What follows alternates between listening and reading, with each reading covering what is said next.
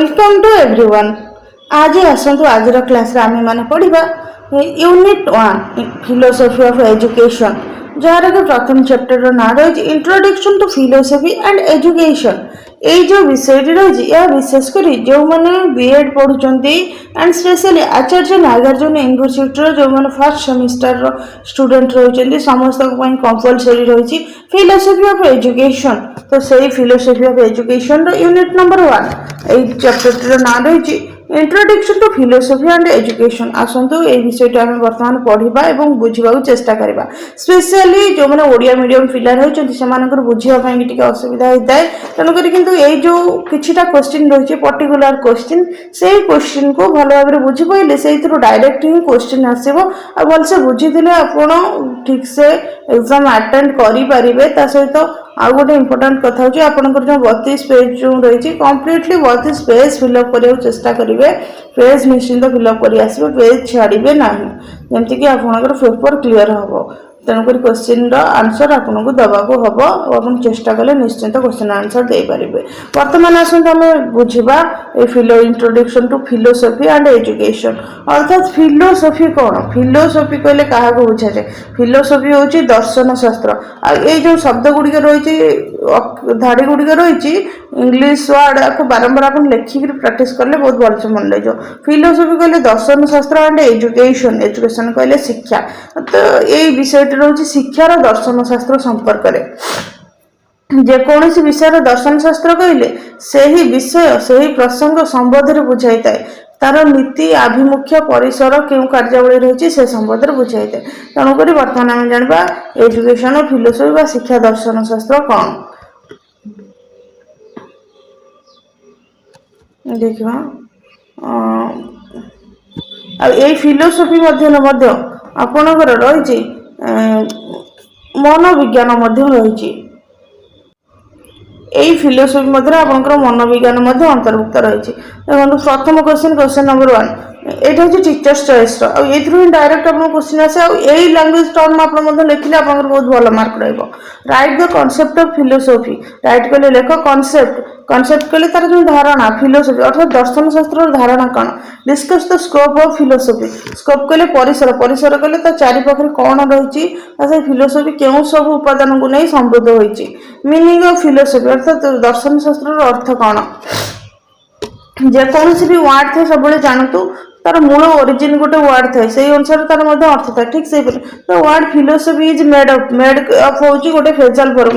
Made of कहले यहाँ गोटे फेजाल वर्ब या गठन कराई ऑफ टू ग्रीक वर्ड्स अर्थात ग्रीक शब्द वार्ड से वार्ड हूँ phileo and sophia PHILEO phileo and sophia SOPHIA sophia. Phileo means love and sophia means wisdom. अर्थात ये जो लाइन रही आपड़ फिलियो एंड सोफिया ए लाइन को आप खातार लिखिक बारंबार प्रैक्टिस करें। Phileo means love and sophia means wisdom. Wisdom कहले बुद्धि अर्थात फिलोसफी हूँ कौन भल पाइबार बुद्धि कह जाए।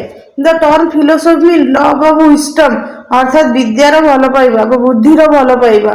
तेणुक मीनिंग ऑफ फिलोसफी हूँ लव ऑफ विस्डम आसी कौर ना Greek word phileo and sophia. Philosophy is also the practice of making assessing argument. Philosophy के लिए दर्शन शास्त्र गोटे प्रैक्टिस अभ्यास करवा making and assessing argument. Argument कहले जुक्ति गोटे जुक्तियुक्त माध्यम आम निजर कथा को गोटे प्रसंग को जनक पाखे उपस्थापित कराइबा। अर्थात जड़े गोटे कथा कहे आम आउ गोटे कथा कहे ना यहाँ ठीक बोलिक जड़े क्या कहे धड़ा आम क्या कहे कला से तार कथा अनुसार प्रमाणित कर हूँ धड़ा। तेणुक आम आम कथा अनुसार जुक्ति कर प्रमाणित करवा क्या हूँ कला। तो यहीटा ही हूँ assessing argument. Definition of philosophy सबकि प्रसंग किसी ना कि डेफिनेशन किसी दार्शनिक मान था जो माने बुद्धिजीवी मान था से तार डेफिनेशन दे था ठीक से फिलोसफी डेफिनेशन कौन रही तार संज्ञा। डेफिनेशन कहले संज्ञा।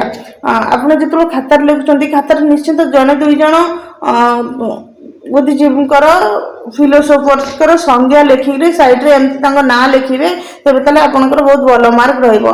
The following disjunction of philosophy help us understand the true meaning of philosophy अर्थात फिलोसफी वास्तव सत्यटा कौन आमको बुझेबार साहाय्य करता है।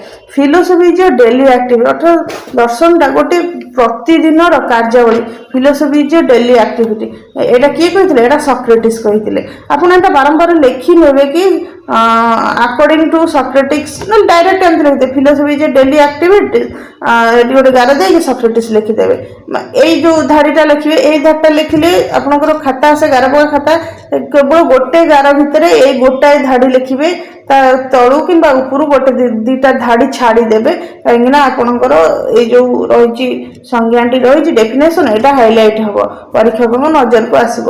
Philosophy is the science of science अर्थात फिलोसफी हूँ विज्ञान विज्ञान यह किए कहते भूवाचर कहते। Philosophy is a view of life अर्थात जीवन गोटे दृष्टिकोण व्यू कहले देखा लाइफ कहले जीवन जीवन गोटे दृष्टिकोण it gives a direction to life gives कहले दिए डायरेक्शन कहले गोटे दिग टू लाइफ या आम जीवन गोटे दिग देखाए offers a design for living अर्थात आमको बचाई ऑफर दिए यह किए कहते एस राधा कृष्णन।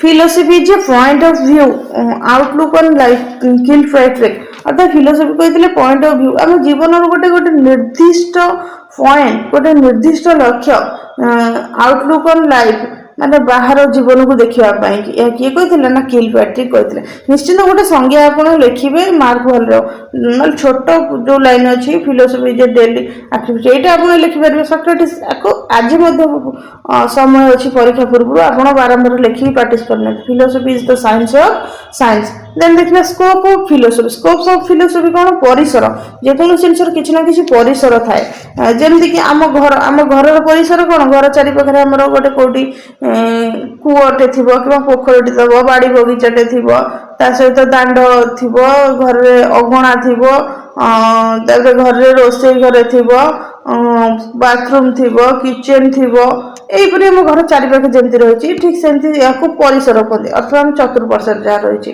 आम परिवार परिका जहाँ रही आम परिसर कहे साधारण भाषा में बुझा गले से स्कोप ऑफ फिलोसफी फिलोसफी परिसर कौन बा दर्शन शास्त्र परिसर कौन एंड आम ये स्पेशली पढ़ुचे शिक्षा दर्शन शास्त्र उपर।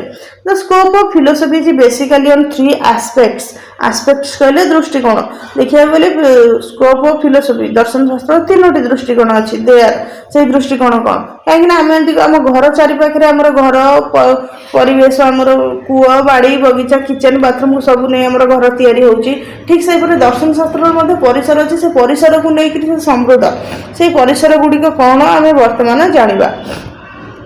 गोटे हूँ मेटाफिजिकल प्रोब्लेम ये metaphysical problem particular Odia word मुझे कहीपरि किंतु मेटाफिजिकल फिजिकल कहले कौन आमर फिजिकल वास्तविक भाव जोटा हार्ड वस्तु रोचे फिजिकल कहले आमर जमी शारीरिक कहते फिजिकल फिटनेस शारीरिक सुस्थता तेणुक जो जिन कौन आम मैंने अनुभव करुचे देखुचे जानचे प्रोब्लेम प्रोब्लेम कहले समस्या तो ये 3टा आस्पेक्ट फिलोसफी 3टा जिनस अच्छी परिसर अच्छी से परिसर भितर गोटे हूँ मेटाफिजिकल प्रोब्लेम से प्रोब्लेम कहले समस्या मेटाफिजिकल प्रोब्लेमटा कौन जाना।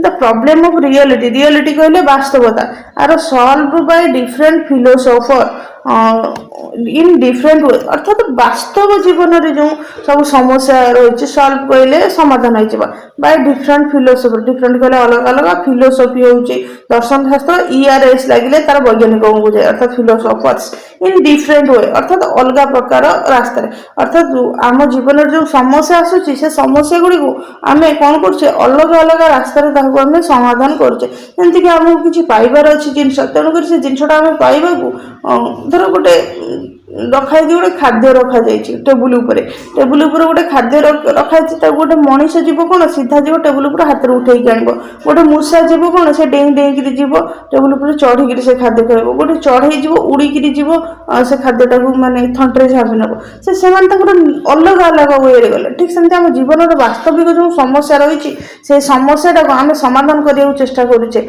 इन डिफरेंट वेज माने अलग अलग भाव अलग अलग दृष्टिकोण समस्त दृष्टिकोण अलग समस्त कार्य कर शैली अलग there are 3 basic aspects of reality reality कहले वास्तव वास्तव जीवन जो समस्या अच्छी नुह खाली भावी दौचे ତେଣୁକରି ଏଠି ତିନୋଟି ସମସ୍ୟା ରହିଛି।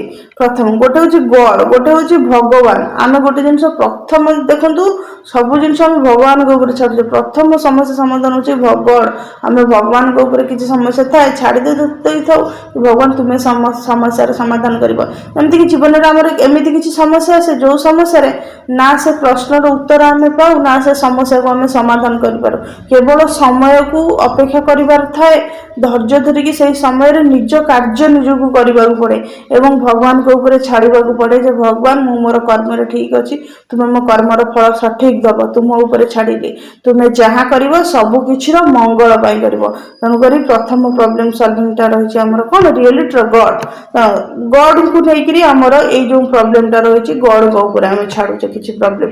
ସେଲ୍ଫ ମାଇଣ୍ଡ ଆଣ୍ଡ ବଡି, ଅର୍ଥାତ ଆଉ କିଛି ପ୍ରୋବ୍ଲେମ ଅଛି ଯୋଉଟା ସେଲ୍ଫ ମାଇଣ୍ଡ ଅର୍ଥାତ ନିଜ ମନରୁ, ତା ସହିତ ନିଜ ଶରୀର ସାହାଯ୍ୟରେ ଆମେ କାର୍ଯ୍ୟ କରୁଛେ।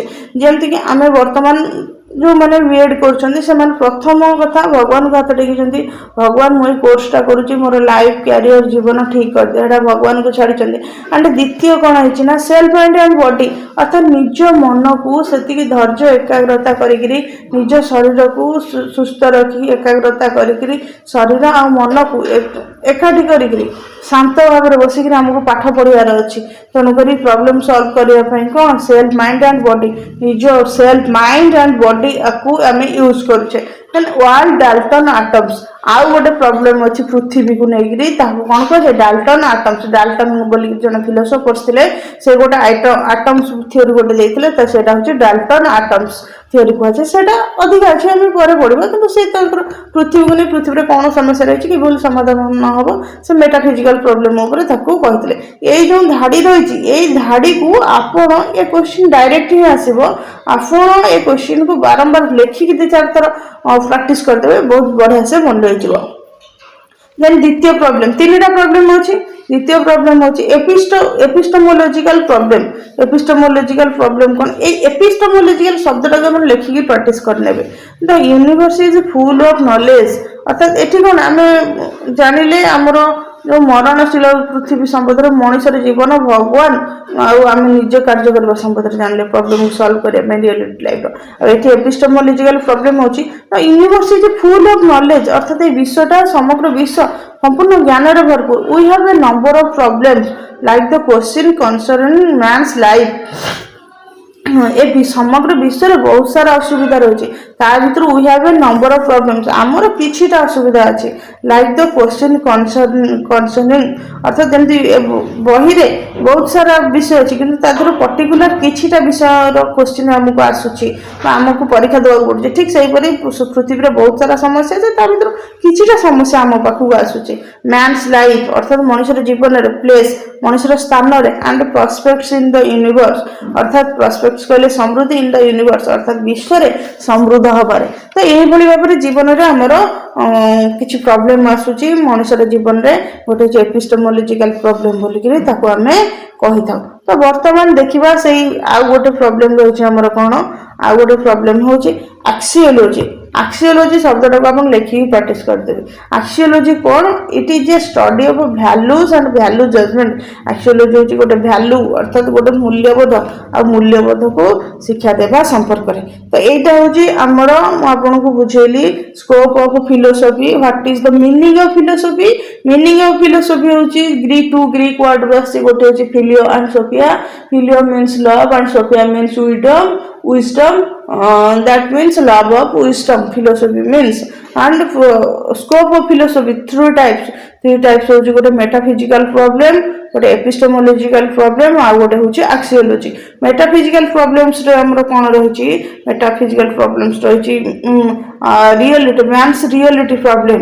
आ से प्रॉब्लम भीतर फर्स्ट आसे हमरो गॉड, सेकंड आसे self mind and body, and third रे हमरो रहिची वर्ल्ड डाल्टन थ्योरी।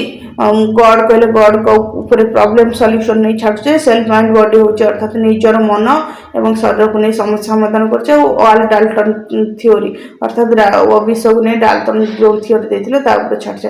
एंड हमर जो सेकंड होची एपिस्टेमोलॉजिकल, एटा हले मेटाफिजिकल प्रॉब्लम। एपिस्टेमोलॉजिकल प्रॉब्लम होची universe full of knowledge, in this full of problem अर्थात समग्र विश्व रे बहुत सारा असुविधा रही in this problem we have some number of problems like question अर्थात आमर जो जमी परीक्षा क्वेश्चन आस क्वेश्चन पर कि आमर प्रॉब्लम रही ताहाको आमे कौन कहूचे ताहाको आमे कौन कहूचे ना आमर एपिस्टेमोलॉजिकल प्रॉब्लम कहूचे ताधरे से प्रॉब्लम गुड़ी कोठी रही आमर मैन लाइफ रही जीवन शैली रही आमर पर्सपेक्ट इन द यूनिवर्स अर्थात आम जीवन समृद्ध करने समय किसी समय जमी आप बर्तमान पाठ पढ़ुं पाठ पढ़ा जावा समय आपण मन को बहुत कष्ट होगा कष्ट हो खाଇବା रहा कष्ट हो किंतु जीवन में समस्या समाधान करने निमित्त आप चाहते पाठ पढ़े पाठ पढ़ी एग्जाम क्लीयर करी गोटे भल जॉब पाइले आपंकर इकोनोमी ठीक हो घर परिवार सब शांति चलिए सहित आपंकर होल लाइफ